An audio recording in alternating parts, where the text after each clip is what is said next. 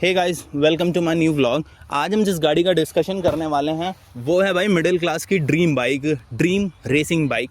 That is none other than Yamaha R15 V4 edition. ठीक है,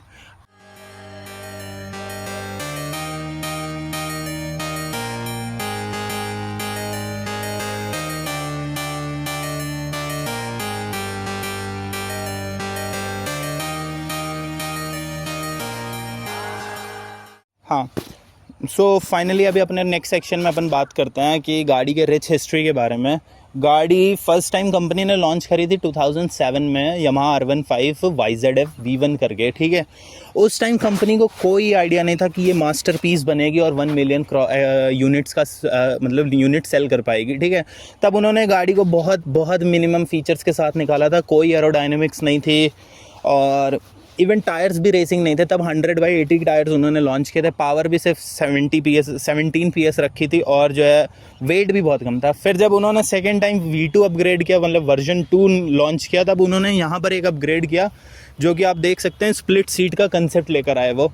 फिर 2018 में उन्होंने V3 निकाला। V3 में भी बहुत चेंजेस थे, हम उसकी डिस्कशन करेंगे, बट फिलहाल हमारा V4 जो आज का मेन बाइक का वो है, तो इसलिए मैं आपको हल्का हल्का बस बता रहा हूँ। तो V3 में उन्होंने क्या किया कि फर्स्ट टाइम उन्होंने VVA का कंसेप्ट निकाला, that is variable valve actuator. वो मैं बाद में आपको डिस्कस करेंगे कि वो होता एग्जैक्टली क्या। फिर फाइनली उन्होंने जब 2021 में V4 निकाला तो उन्होंने ये वाला वेरिएंट निकाला और इतना खूबसूरत वेरिएंट निकाला, इसमें बहुत सारे कलर देते हैं वो।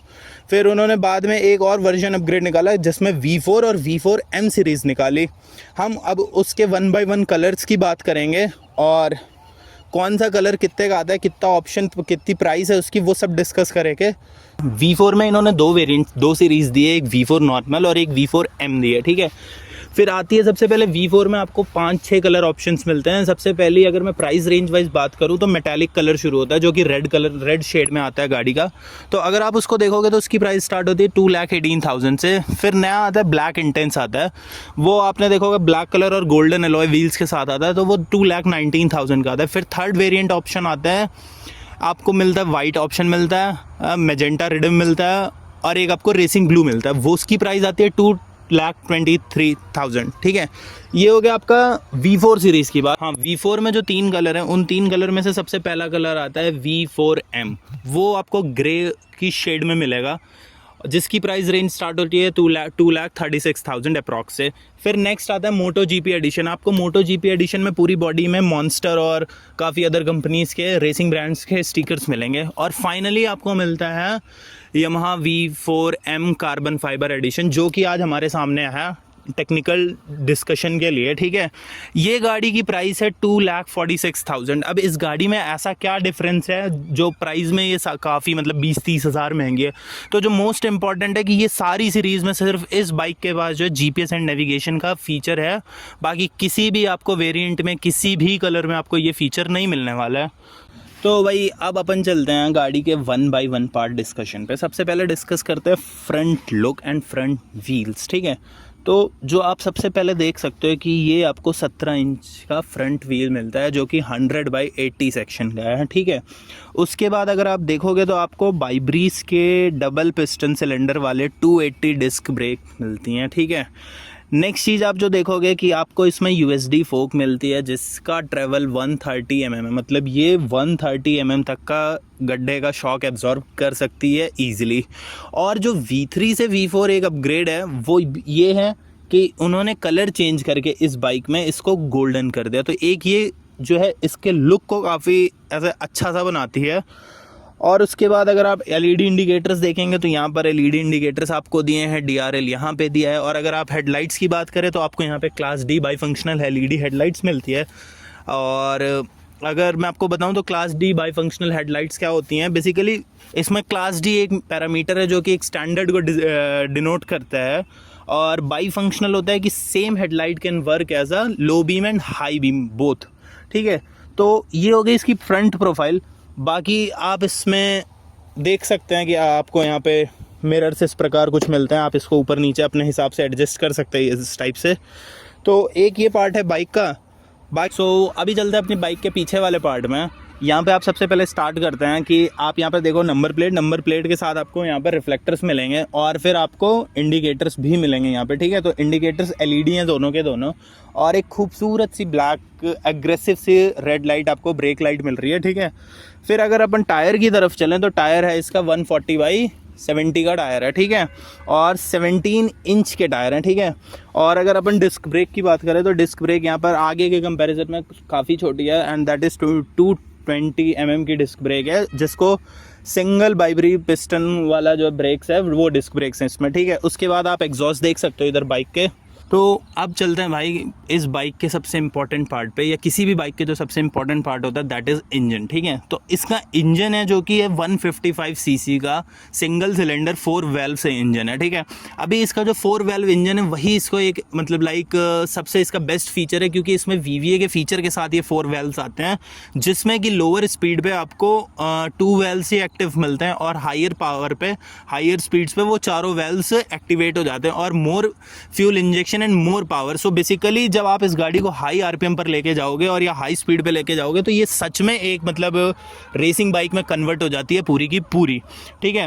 उसके बाद अगर मैं इसकी बात करूं मैक्सिमम पावर की, तो इस गाड़ी में मैक्सिमम पावर है 18.4 न्यू PS का, जो कि आपको 10,000 RPM पे मिलता है। और वहीं पे बात करूं टॉर्क की तो 14.2 जो इसका 14.2 न्यूटन मीटर जो इसकी मैक्सिमम टॉर्क है, जो कि आपको मिलती है 7,500 RPM पे।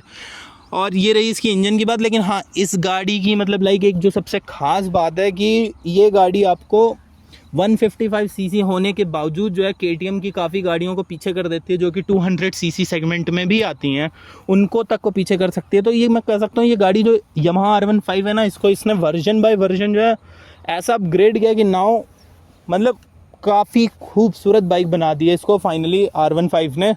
और पूरी की पूरी ट्रैक प्लस सिटी के लिए मैं बोलूँगा कि थोड़ी सी ये कहीं ना कहीं वीक है, बिकॉज इसमें बैठने की पोजीशन जो है थोड़ी सी ना तो पिलियन के लिए अच्छी है ना तो राइडर के लिए अच्छी है, तो वो एक इशू है। बाकी अगर मैं ऐसे इसको ट्रैक के लिए बोलूँ तो बहुत अच्छी गाड़ी है बिगनर्स के लिए, और जेन्युइनली आपको मज़ा आने वाला है इस गाड़ी के साथ। हाँ, अभी चलते हैं अपन नेक्स्ट पार्ट में, जो कि है इसका फ्यूल टैंक, ठीक है। फ्यूल टैंक पे अगर अपन आते हैं तो इसका फ्यूल टैंक जो है 11 लीटर का है, और अगर आप इसकी माइलेज की बात करोगे तो जो कंपनी क्लेम माइलेज है वो तो 50 के अराउंड है, बट अगर आप किसी भी मतलब एवरेज यूज़र से पूछोगे तो वो इसका बोलेगा कि भाई 45। तो इफ़ यू कैन कैलकुलेट तो आपको अप्रॉक्सीमेट 500 किलोमीटर्स की रेंज मिल जाती है।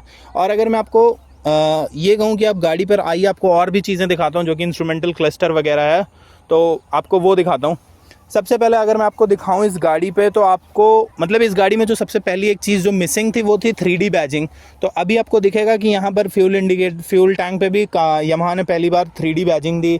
और फिर अब मैं आपको एक एक करके बताता हूँ कि गाड़ियों में और क्या क्या फीचर है। इंस्ट्रूमेंटल क्लस्टर तो इन्होंने ऐसा अपग्रेड किया कि मतलब ये 5-6 लाख की बाइक में भी आपको ऐसा इंस्ट्रूमेंटल क्लस्टर नहीं मिलने वाला है, ठीक है। आप देखो कितनी एग्रेसिव स्टाइलिंग है इसकी, और यहाँ पर भी आपको Yamaha R15 की बैजिंग मिलेगी, और ये सिर्फ और सिर्फ कार्बन एडिशन में है, ठीक है। उसके बाद अगर मैं आपको इंस्ट्रूमेंटल क्लस्टर में बताऊं तो आपको सबसे पहले ABS इंडिकेटर, हैज़ार्ड इंडिकेटर, या आप टर्न लाइट्स कह सकते हो, ठीक है। फिर उसके बाद आपको यहाँ पे गियर पोजीशन इंडिकेटर, फिर आपको QS मिलेगा, दैट इज़ क्विक शिफ्टर। फिर second is TCS, that is traction control. फिर आपको यहाँ पर आप देखो तो टैकोमीटर मिलेगा, जो कि आपको RPM डिफ़ाइन करता है। उसके बाद आपको नीचे पोजीशंस मिलेंगी, स्पीड्स मिलेंगी, फ्यूल इंडिकेटर मिलेगा, आपको कूलेंट का टेम्परेचर मिलेगा। फिलहाल गाड़ी का कूलेंट टेम्परेचर भी आप देख सकते हो यहाँ पे। आपको यहाँ पर ट्रिप 1 ट्रिप 2 और काफ़ी चीज़ें मिल जाएंगी। और इस चीज़ को कंट्रोल करने के लिए मतलब आपको जितना इसमें दिख रहा है इसके सिवा भी बहुत कुछ है। आप इवन वॉलपेपर भी चेंज कर सकते हैं, ट्रैक मोड भी चेंज लगा सकते हैं। इस गाड़ी में आपको 2 मोड्स भी मिलते हैं, पहला है स्ट्रीट मोड और दूसरा है ट्रैक मोड, ठीक है। उन सब को कंट्रोल करने के लिए आपको यहाँ पर जो है बटन्स दिखेंगे, आप यहाँ से देख सकते, आप बटन से आप ट्रिप 1 ट्रिप 2 और फिर ऑडो पे स्विच कर सकते हैं। फिर आपको यहाँ पे म्यूज़िक, नेविगेशन, मेन्यू, बहुत सारे ऑप्शंस मिलते हैं, ठीक है। हालांकि इस बाइक में एक और बहुत खूबसूरत बात है कि ये बाइक के साथ GPS एंड नेविगेशन आता है, जिसके थ्रू आप मतलब जिसको अचीव करने के लिए आप इसको अपने इसको आप अपने मोबाइल ऐप से कनेक्ट कर सकते हो Yamaha के, और उसका नाम है Y कनेक्ट ऐप, ठीक है। आप उससे कनेक्ट कर सकते हैं। बाकी आप इसमें कंट्रोल्स देख सकते हैं, हैज़ार्ड इंडिकेटर्स, पास लाइट इधर है, हैज़ार्ड्स इधर है, और हॉर्न इधर, मतलब काफ़ी कुछ है इस बाइक में। और मैं ऐसा कह सकता हूँ इस बाइक के बारे में कि अब इस बाइक में कोई और ऐसा फीचर बचा नहीं है जो Yamaha R15 को लाना पड़े। तो गाड़ी तो बहुत अच्छी है इस सेंस में। हाँ, तो ये आप देख लो, मतलब Yamaha V1 जब आई थी ना, तब उन्होंने जो है, और V3 में भी इन्होंने जो है बेसिकली कंबाइंड सीट का एक ऑप्शन दिया था। लेकिन जो V4 में और क्या कहते हैं कार्बन एडिशन में जो इन्होंने स्प्लिट सीट का दिया है आपको ऑप्शन, ये बहुत प्रीमियम है, बहुत ज़्यादा प्रीमियम है। अगर आप इसको पास से देखोगे ना तो आपको इसमें काफ़ी एक अच्छी सी मार्किंग मिलेगी और आपको R15 की बैजिंग इन दोनों साइड दिखेगी, ठीक है। और मतलब आप अगर गाड़ी देखोगे तो गाड़ी आपको कहीं ना कहीं पूरी तरीके से अपने आप को, मतलब इसमें इस तरीके की बैजिंग कर रखी गई है कि आपको ये सेल्फ डिफाइंड लगेगी कि हाँ इसमें सारे फीचर्स लिखे गए। अगर आप यहाँ पर देखेंगे तो आपको VVA लिखा हुआ मिलेगा। फिर आपको यहाँ पर आपको लिखा मतलब फ्यूल टैंक पे ही एक स्टिकर मिल जाएगा जिस पे लिखा हुआ Yamaha मोटरसाइकिल कनेक्ट, जो कि आपको बता रहा है कि आप इजीली इसको मतलब Yamaha की ऐप से कनेक्ट कर सकते हैं। फिर आपको फ्यूल टैंक पे ही E20 की भी बैजिंग दिख जाएगी और Yamaha का लोगो फ्यूल टैंक पे, मतलब आपको गाड़ी में हर जगह Yamaha की बैजिंग दिखेगी। और इस गाड़ी को मतलब मोस्ट प्रीमियम गाड़ी में मैं कहूँगा, अगर आपको बजटेड गाड़ी चाहिए तो बहुत प्रीमियम गाड़ी, अगर आप 2,50,000 2,55,000 तक की रेंज में देखते हैं। और एक चीज़ आप इसमें देखेंगे, जो पीछे आपको ये शॉक एब्जॉर्बर दिख रहा है, मोनो शॉक एब्जॉर्बर, ये बहुत अच्छा दिखता है, मतलब लाइक येलो कलर का है तो एक काफ़ी अच्छा एग्रेसिव लुक देता है। बाकी रेसिंग बाइक्स में आपको यही जो है मोनो शॉक एब्जॉर्बर ही मिलता है। तो एक ये चीज़ जो है गाड़ी की मतलब बहुत अच्छी लगती है मेरे को ये। और एक फ़ीचर जो मैं इसमें बताना आपको भूल गया था, वो ये है कि इस गाड़ी में आपको डुअल हॉर्न्स मिलते हैं। तो वो एक इसकी हॉर्न लेवल को बहुत तेज़ करते हैं, मतलब इसमें बहुत अच्छी एक डेसिबल साउंड देते हैं। चलो भाई स्टार्ट करते हैं गाड़ी को।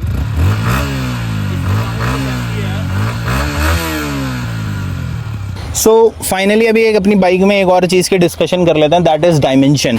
इस गाड़ी की जो बैक टू फ्रंट लेंथ है दैट इज़ 1990 mm, और जो हाइट है वो है 800, मतलब सीट हाइट जो है वो 815 mm की। तो बेसिकली मैं आपको ये बताना चाहता हूँ कि मेरी हाइट तो चलो ठीक है, लेकिन जो भी 5'8" वाली हाइट का ना, वो इस गाड़ी को आराम से, मतलब उसके फुट टच हो जाएंगे ज़मीन को, ठीक है। और इस गाड़ी की जो ग्राउंड क्लियरेंस की बात करूँ तो वो ग्राउंड क्लियरेंस 170 mm की है। हाँ थोड़ी कम है, बट फेयरिंग वाली गाड़ियों के हिसाब से बहुत है, ठीक है।